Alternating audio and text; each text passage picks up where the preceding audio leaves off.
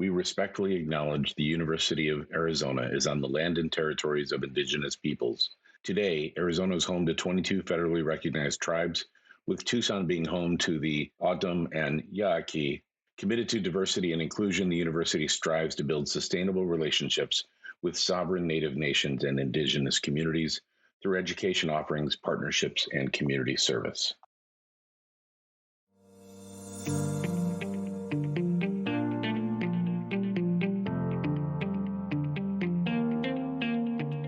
Welcome to this episode of the PA Path Podcast.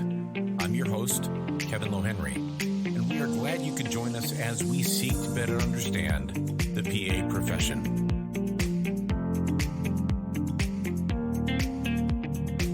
It was you treat a disease and you win, you lose. You treat a person and I guarantee you'll win no matter what the outcomes. Well, hello, and thank you again for joining us today. That quote from Patch Adams is one of my all-time favorites, and that is from our very own Dr. Daniel Park. Dan is an extraordinary leader, an extraordinary PA, a phenomenal human being, and one of the most humble people on the planet. Dan talks to us about his fellowship at the Keck School of Medicine of USC in urology, as well as his own path to becoming a PA, and he talks about the pros and cons of urology fellowships. In addition, you learn a little bit about leadership and also about his doctorate in medical sciences that he completed. We also want to let you know that we're going to be taking a short break while we move our studio to Tucson, Arizona. Life is a little bit chaotic right now as we make this move down to the Tucson area. So we will get back on track probably by the beginning of May and kick it off with our next series of people that are sharing their time, talents, and insights on the profession. As always, you can learn more about our colleagues and the conversations at our website at thepapathpodcast.com. Well, Dan, thank you so much for joining our podcast today. We're excited to learn about your role in urology and about the postgraduate training program that you have developed at Keck. I think our audience, the students and the applicants, are probably going to be curious about what the pros and cons are going into that. But before we start with that, let's talk about you personally. Tell me about your desire to become a PA and how did you land in this path that you have taken so effectively? Well, firstly, I just thanks for having me, Kev. You know how much of a deep respect and admiration I have of you. And it's a privilege and honor to be here. Gosh, my journey and my story, I would say I've always hated blood and never thought about medicine. In fact, I studied business, and by the time I was, almost finishing up with finance and economics, and I just realized I hate this stuff. I'm not a money guy, and this is something I don't want to do. And then my brother-in-law, who's a urologist, said, Dan, he said, you love helping people. He goes, go to medical school. And I was like thinking, are you crazy? No way. That's not for me. I don't want to do that.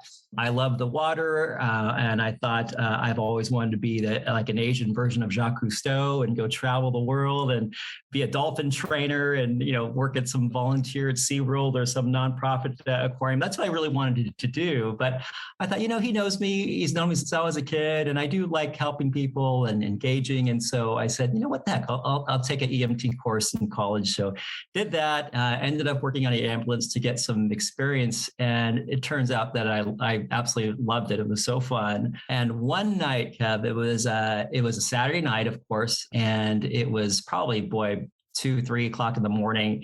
It was a 24-hour shift. We get a multiple gunshot wound patient, stabilized, he's fine, rush him to the ER. This is down at UC Irvine Trauma Center. And we get to the ER, and basically there's no parking for the ambulance. All the bays are full. The lot was completely packed. I'm thinking, oh my God, this poor guy, thank God our patient is stable. We only get our patient in, and then there's this one guy, young buck, probably a military corpsman like you, just boom, boom, boom, calling all the shots, running 2 codes, had multiple trauma, had chest pains going on as well too. I just remember it was everything and anything, like the old county days. And I'm just looking at this guy, like my back against the wall, just astonished. I'm thinking, this guy's Superman. I should just get this guy a cape. Then he comes up to us, goes, what do you guys got? Just presented the patient. And I said, hey, doc, just want to let you know, I'm just really just in admiration of all you're doing tonight. This is amazing. And I saw his coat, and it said PA. He said, oh, thanks. Call me. I forgot his name, but call me so-and-so. I'm a PA. I had no idea what that was. So I said, like everybody else does back then, okay, doc. So thank you. I talked to my brother-in-law years later. This is back in the early 90s or so. And when patients would ask you, so when are you going to medical school? And so I talked to my brother-in-law and he's like, I said, hey, well, how about this whole PA thing? And he said, hot dog, that's a great idea. So the more I dove deep down into it, the more I thought this was perfect for me. I love helping people. I love medicine. It was a lot of fun. I love the sciences. I aced it all. I did really well, unlike the business classes, because I kind of found my fire. I applied, and by the grace of God, I got into USC. That was in 1994, and I never looked back. It's just been a great journey.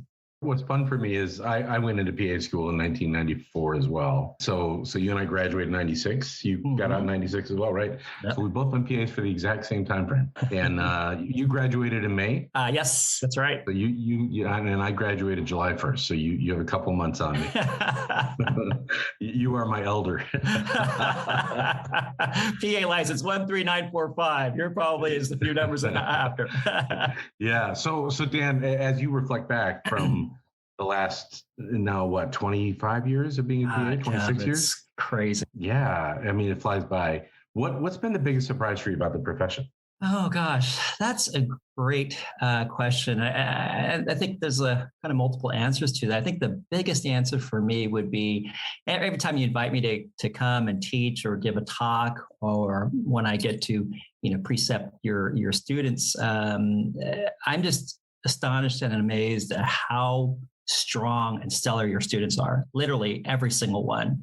I remember one time I was on the admission committee and just doing interviews, and I thought, man, these guys have the toughest job. All these kids are stellar. They're all top of their class. They're all brilliant and just smart and just bushy-eyed and they just want to jump, and they know exactly what a PA is. Unlike back when we went to school, I mean, I think a lot of people really still had no idea about the profession. And so that's been really astonishing to see. It's kind of cool to go to PA school now, and you and I are kind of the dinosaurs and thinking, oh, you guys did it when it wasn't cool, when it was just basically quote forming. But that's been great to see the profession. Made it cool. I don't know about that yet. Cool. But that part's great, Kevin, to see these kids fired up, like really wanting to go to PA school. We have, students and researchers and all kinds of people shadowing us in clinic at USC. And a lot of them are just so sharp. And I'm telling these undergrad students, like, hey, why don't you go to med school? And they're like, oh, no, I'm applying to PA school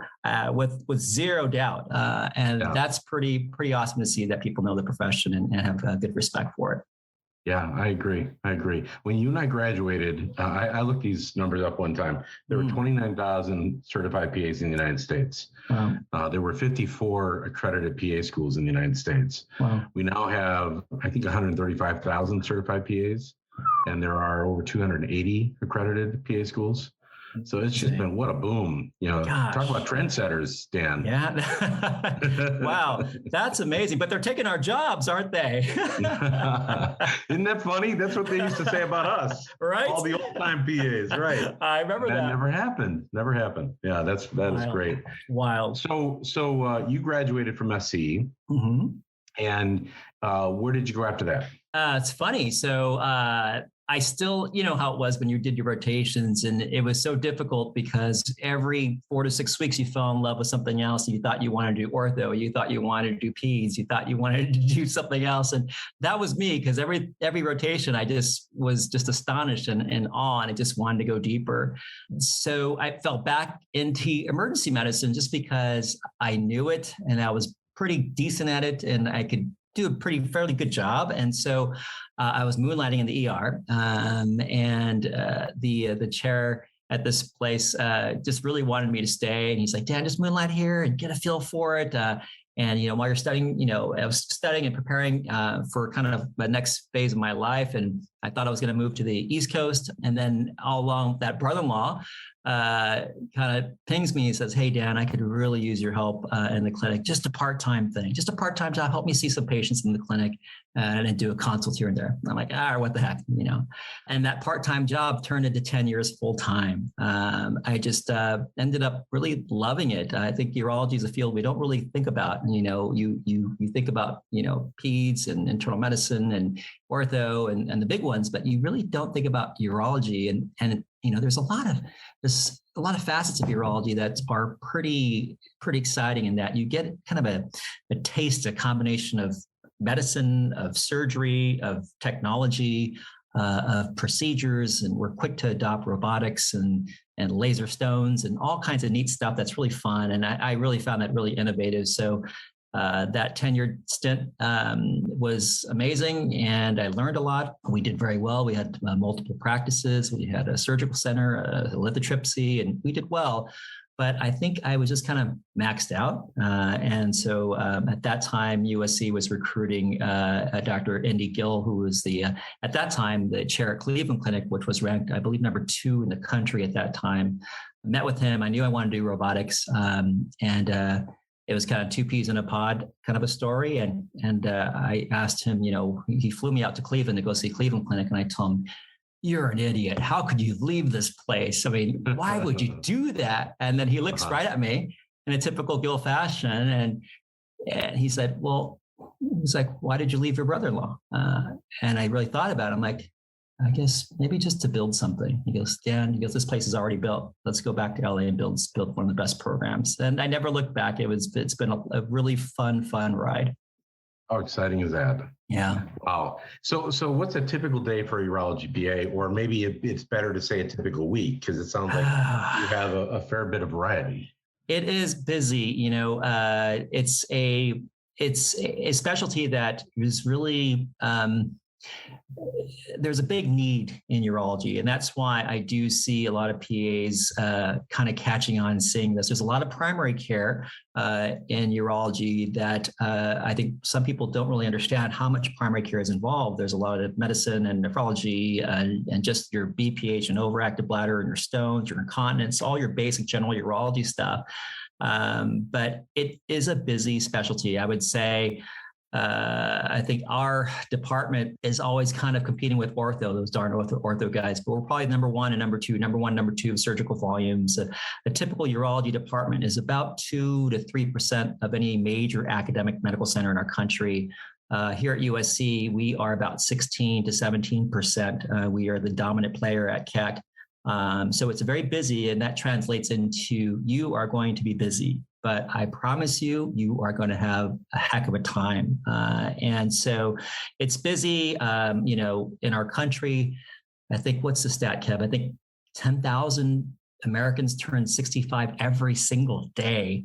So this kind of graying of America, I think in major parts going to have to be met by urology PAs. And so it's fun. A typical day or week. COVID kind of shifted a lot of things. So a lot of telemed for me. But we basically, rotate through the operating room. We first assist on open robotic cases, laparoscopic cases, some of the most complex cases in urology. The entire depth and breadth is what we cover at USC. We are a cancer center, as you know, so we were one of the original 8 cancer centers. And so that just means we're dedicated to cancer. So, we don't do peds, we don't do ER, it's basically a very, very kind of cancer oncology driven program. But we have, endourology, we have reconstructive surgery, we have female pelvic health, we have benign disease, oncology, you name it, we have it. So you're busy either in the clinic, on the floor, in the OR. We have our PAs, pretty much a little army of PAs running the show and calling the shots in the OR, on the floor. We have 4 full-time that run the floor. We have Norris that we cover. We have Keck that we cover. We also have Verdugo Hills Hospital, and USC also recently bought out Arcadia. So it's been a growing program. We had 0 satellites when we started. Dr. Gill and I, we started this around the same time. Now we have 13 satellites, working on a few more. So we rely on these PAs because they're amazing. And so they're pretty much everywhere and anywhere, Kev. So the growth of the PA cohorts, if you will, at the USC Urology really was driven from this constant growth. And you were the first PA, and they liked that model, so they continued to expand with your leadership. Is that right? I don't know about that. It's just, I think we're all, we knew what we wanted. We wanted to own this place, and we wanted to be the best, not as a pride issue, but we just really wanted to make our job meaningful. And, if you're spending so many hours at work, well, why not make it a meaningful job to help you give more meaning to your life in that sense, because you're helping people. So it was maybe a little bit of me, but I can see that back then we had people like Isla Skinner who, were basically, kind of these pillars in urology. She's now the chair over at Stanford, and another one of our faculty is going to Cornell starting very soon to be a chair. I think the program is really built on the strength of the people. And I think once the attendings realized just how solid these PAs were, they would kick and fight and scream to have a PA by their side helping them, because they realized, man, there's so much more of a boom in their practice and let alone patient experiences, and just having more fun in the practice of medicine. It's definitely a team here. There's no silo. Everybody relies on one another. But yeah, great people with a great department, everybody with the same common goal and vision really can lead to really good outcomes. Yeah. And so when did you decide to start a postgraduate training program? And tell us a little bit about that. Honestly, I had no idea what I was doing, nor do I still. I just kind of piecemealed this, piecemealed that. You could thank our good friend, Professor Janice Trammell, who I love and I owe my professional career to. She's made me a better, forget clinician, just a better human being. She's just inspired me from the day I met her. She was the first to interview me back in 1993, around that time. And I felt sick to my stomach. And you walk in the room and I kind of peeked in. She said, come on in. I'm not going to bite you. And it was great. But I told her, hey, Janice, I really want to maybe start this fellowship, and how can we make this fellowship a more advanced program, and what do you think about it? And everybody's watching, from the American Urologic Association to our own department to leadership here. A lot of other departments were watching because they're thinking, how are they going to do this? And everybody said it's not going to happen. It's not going to happen. By the grace of God, we got one fellow that was about 6.5 years ago. Just kind of piecemeal. I thought, well, let's put a program together, kind of 3-month blocks. I said maybe 3 months of general, 3 months of uro-oncology, 3 months of stone disease and female pelvic health, and then a 3-month elective. But I soon realized, these PAs were awesome. They were already certified, and nor do I want to call them residents. So I didn't want to call this a residency. I wanted to call this a fellowship. I wanted them to be treated as such. And so we got funded for one. By the very top at leadership. And they realized, wow, this can be a good way to kind of, help with the volumes and really kind of help the bottom line as well. So ultimately 1 went to 2 and 2 went to 4, no looking back. And then I recruited other colleagues to help. Liz was our director of education. She just took maternity leave. So now Deborah is helping with that. It's definitely, you say my fellowship, it is far from mine. Nothing is mine. I just work here. I'm part of the team. But we really have this high caliber people of PAs who are mainly new grads and who are basically graduating from some of these top programs, including yours at USC. And I asked him, why would you want to do this? I had one who just finished a 1-year ER fellowship. And I'm like, why are you doing this, coming from Cornell? And she's like, I fell in love with urology, and I realized I needed to get better trained at this. So that's how it all kind of happened. I really don't know how it happened. It just kind of piecemealed together. And by, getting some gracious support, things are going pretty good. So if I'm a PA student thinking about the pros and cons of going to a fellowship after graduation, what are those typical talking points that you provide when they talk to you about your fellowship program? At first, I usually tell them, you do really want to do this? You don't have to do this. You are certified, you're licensed, you're already going to excel in your field. I can tell these people are really driven. Most people who would consider more education after PA school are kind of crazy to begin with, I would think. So that tells me something already if there's any interest. And then it got to the point where we started having multiple applicants for just one seat, and the applicants kept coming and kept coming. We never even advertised this, Kev. We just had one small brochure that was still sitting at my desk somewhere, and a little bit mentioned on our website of a fellowship, and that's it. But I guess news got around and people talk.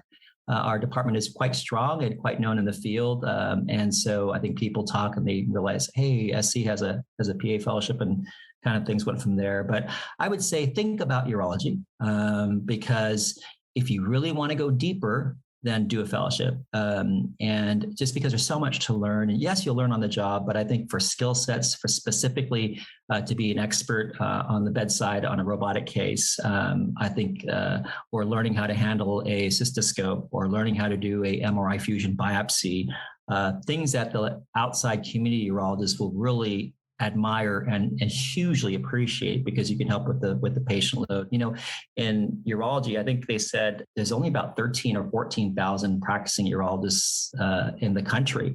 And over half are age 50. So we're looking at a major retirement in the next maybe 10, 20 years. There's probably about 70% or so of counties in the country have 0 to 1, zero to not even one urologist. And with this 10,000 people turning 65 every day, you know, I think we're really going to count on PAs to help meet the need, and burnout. I think urologists had some of the highest burnout rates because of the work. There's just so much work. But I think I also want to kind of help standardize postgraduate training, because you know, how I learned to do a scope with my brother-in-law might be completely different than how another person learned how to do a scope in Florida. So I wanted to set some standard parameters. And also I learned that the American Urologic Association was watching this and really had some interest in this in postgraduate training. So I spoke quite a few times, and I've been invited to speak at many of their meetings. And it's exciting just to see, you know, these PAs who really kind of have a passion for a certain field. But are you the only postgraduate fellowship in the United States for urology PAs? Technically, yes. Their Emory does have a residency, and I know there's another thing going around, I believe, somewhere on the East Coast. And I got a call, actually, this is just 2 weeks ago, over in Memorial Sloan Kettering and a few other programs in New York who found out about this and thought it was a great idea. So I just spoke to them and their chair not too long ago, give them my footnotes and learned from my failures, et cetera. But the more the merrier. I just think there's such a demand. And so, yeah, but I tell our fellows day one, I said, you know, my job is just to make sure you have fun. I really want you to have fun learning. You're a part of the team. You're not a silo, and we're all learning together. I've been in 20 plus years and still learning every day. So, but yeah, it just kind of all, you know, we have an animal lab with Suture Lab. We offer intuitive surgical first bedside assist certification. We do research. There's publication options, grand rounds, journal club, M&M rounds, MRI rounds, radiology rounds. Anything and everything. If you have an interest or passion, we can give you part of that the team, make you part of that team. So one of the things that I hear from students when they're kind of weighing the pros and cons of staying in an educational track is the salary differences. So can you address that just a little bit in terms of what they should expect in terms of work hours and in terms of compensation, and what happens when they graduate from the fellowship? And then, you know, I would presume their compensation changes drastically once they are a 3-year fellowship. That's a great question. Generally, subspecialty PAs do overall make a pretty good salary, just because there's a big need, and it's just a supply and demand type of thing. Versus if you have a 1-year fellowship, particularly if you have a fellowship under a really strong program with strong leadership, so they know an Indy Gill, they know a Sia Donishman, they know the names in urology. It's a very small community. And wow, you've learned this, you learned that. It really does look great on the resume. And part of my job is also helping with job placement and recruiting. It's funny. I think that honestly, Kev, I think I have a good business proposition. We should become headhunters, because I get calls from you name it. I've had University of Washington. I've had the other school across the 405 or UCLA, UC Irvine. I've had several programs in the East as well as Northern California asking about PAs. that's just academics. I've had a ton of community urologists asking for PAs regularly. And every time they ask, they're bumping their salary higher and higher just because they know they're well trained, and they know they're going to, and these guys are business people. They know they're going to make their money back with these PAs that are in their bill. But there definitely is some, I would say, some panache with this, because you do get a certificate. You're once you're SC, you're always SC is what I say.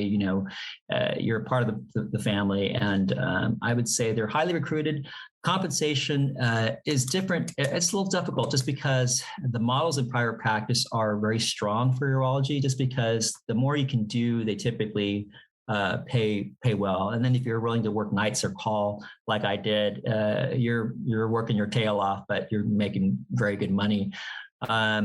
But certainly I would say they're going to see, I can't quote a percentage, but I know they get paid better than the average typical new grad would make. And a lot of these guys who are recruiting, they know me and our program. So they would basically get the inside scoop. Hey, how's this one? Or how's that one?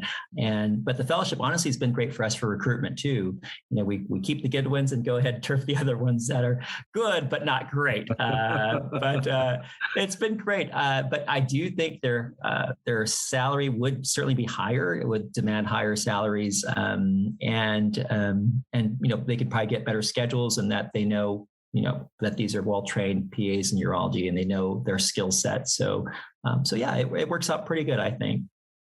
What I hear you saying, if I can summarize what I hear you saying, is that going to a fellowship like your program allows them to add on some significant reimbursable skills. And the more competent they become at those reimbursable skills, the easier it is to negotiate a much higher salary to start right out of fellowship. It's true in that if you know how to take care of a complex urethral dilation or a cystoscope or prostate biopsy, and you know how to do all these things, and let alone help in the OR and in open and robotic cases, you're going to be golden, because a lot of these departments are going to really rely on you to help with the patient load. So I do think you come out well trained, you come out learning a lot of oncology, we're a big tertiary quaternary center. So we get some of the most complex cases come here, cases that in prior practice when I was in, we would never touch these patients with a 10-foot pole. They were that complex. And every patient we see here is that patient. There's no simple patient here, but that makes it fun too. That makes it really fun. But yes, I do think they will learn from the best. And I do think they will be rewarded as such. So we've talked about all the great things about being a urology PA. Mm-hmm. Certainly there are some folks that probably it's not the right fit. So what are those things that tend to drive people away from becoming a urology PA? It's a tough field. It's at this, I would say going back to that burnout rate, I think urology was like number one or number two, almost half, 40+% were burnt out, technically met the criteria. It's just because the work doesn't stop. And I'm talking straight from the gut here. There are days, especially with COVID, it's been different.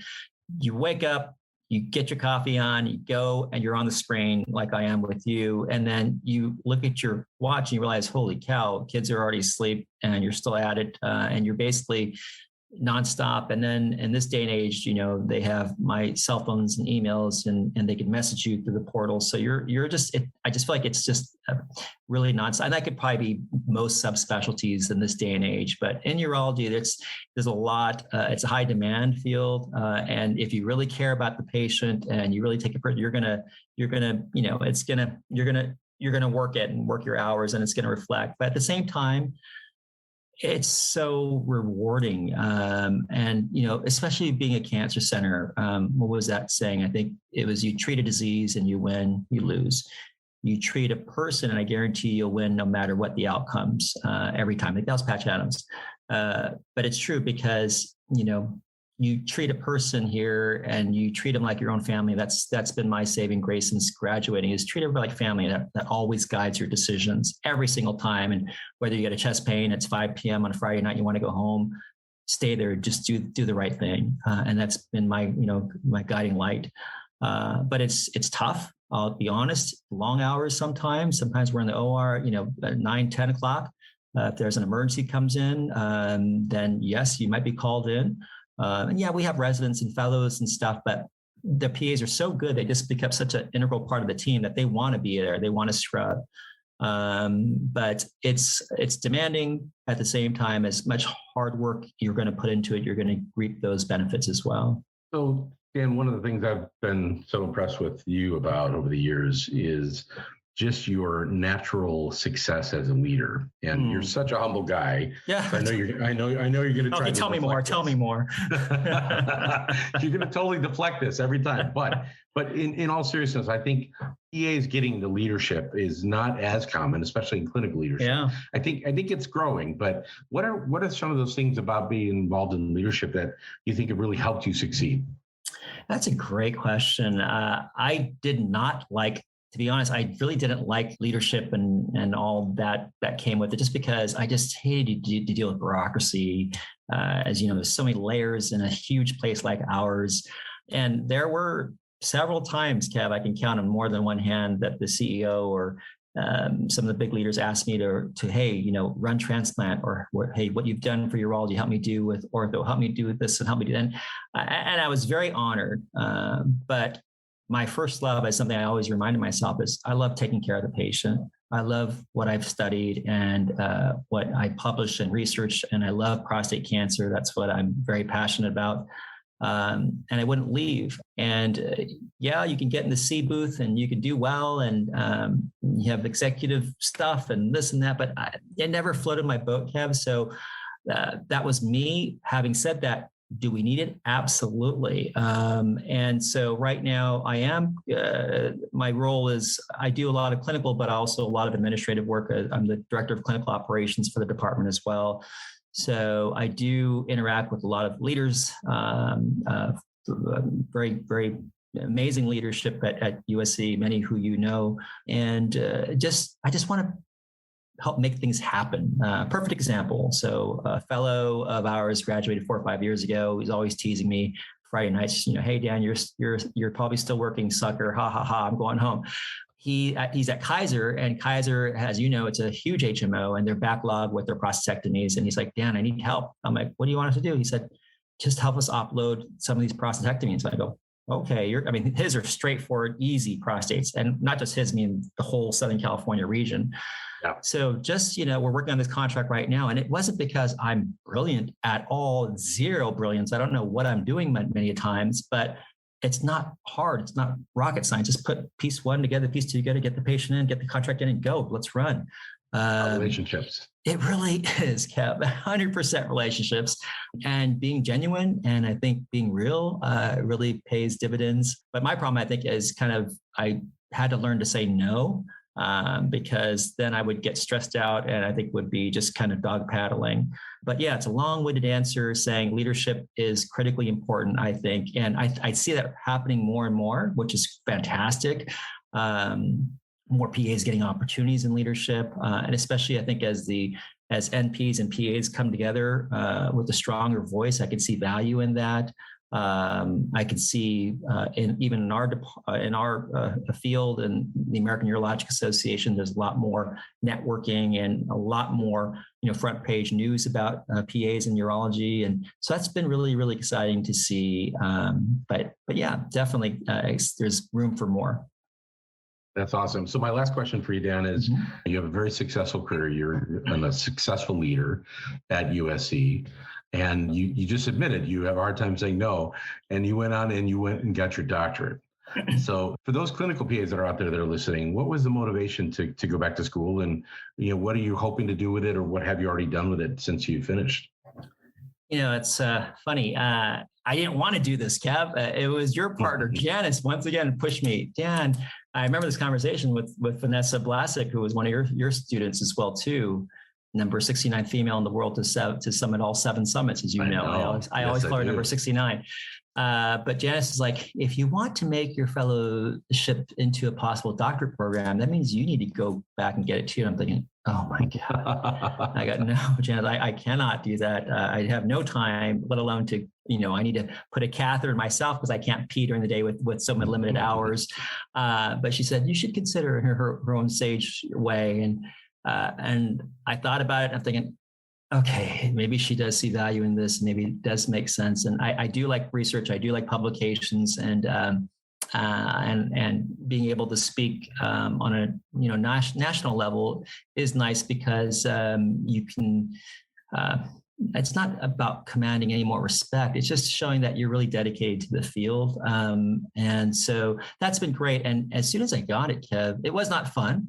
It was definitely doable. You just got to be diligent, do the work. But I started, it's funny how much your network starts to expand and you don't even realize. I had people coming down to the podium, many from pharma, saying, "Hey, Dan, I loved your talk. Can you speak on this? Can you speak on that?" And I told him, "Hey, I work for the university, so I can't do this per se, but I could, do this pro bono for you, and whatever I can do to help and help with some trials, et cetera." That's been exciting. I think this opens a lot of doors that you never really thought about, and that part's really, really exciting. Whether it's leadership, speaking engagements, et cetera. But that part's been pretty fun.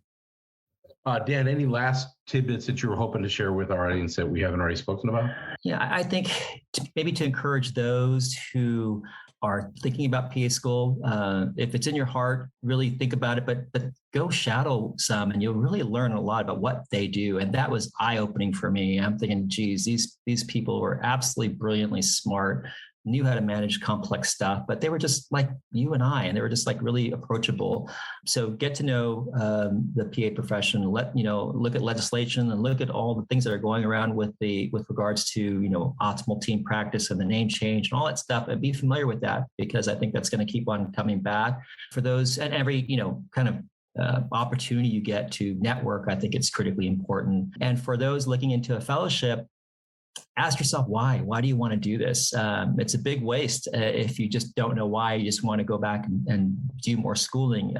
It's not fair for you as well as your program. But if you really know and love your field, whatever it might be, then I would highly recommend it. 1 year goes by really fast. You could talk to our prior fellows. It goes by super fast. Many still text and keep in touch with me and talk about some great things that they're doing. So it's a great profession, and I encourage you all to look into it more if you're just kind of testing the waters. Thank you, Dan. This is probably not a good scientific study, but in looking at you on the camera, I would say it's a lot less stressful being the director of a fellowship than being the director of a PA school, because you look so young. My goodness, we're both my in the God, same no class. way. I'm getting old, Kev. I have arthritis in my spine, my neck. I have this joint arthritis. I'm getting old, man, but I want to retire. That's what I want to do, Kev. Yeah, and then start the next great thing. Dan, thank you so much for your time. I mean, congratulations on just a absolutely stellar career at SC. You have, when I got into leadership at the dean level, you're the name that comes up all the time when they talk about PA. No, totally. Just take it. And there are others there, of course, that have really laid the groundwork for all of us, but you have made it very easy to be a PA at Keck, and you're to be commended for that. So I wish you the very best. Thanks so much, Kev. And thanks for all you do for not only being part of, the profession, but just, being a great human being, Kev. You're amazing. Yeah, you're very kind. Well, we want to thank our guest, Dr. Daniel Park, for his time and insights into the Urology Fellowship and being a PA in the urology specialty. As you can tell, Dan is incredibly humble, and his program that he has put together is largely due to his success. He is quick to offer credit to others, but we want to just acknowledge on the inside scoop that the institution is enamored with his leadership and his success. As we mentioned at the beginning of this podcast, we're going to be taking a short break to get settled in Tucson, Arizona, so we will be out on social media letting you know when we are hitting it off with the next episode. And we have some really exciting people lined up to talk about the profession. So we hope to see you soon. In the meantime, enjoy the break, and we'll talk to you later.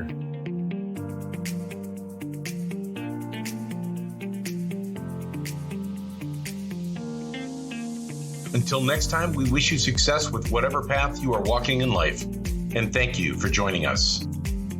The purpose of this podcast is to provide news and information on the PA profession and is for informational purposes only. The views and opinions expressed in this podcast are those of the speakers and guests and do not necessarily reflect the official position or policy of the University of Arizona.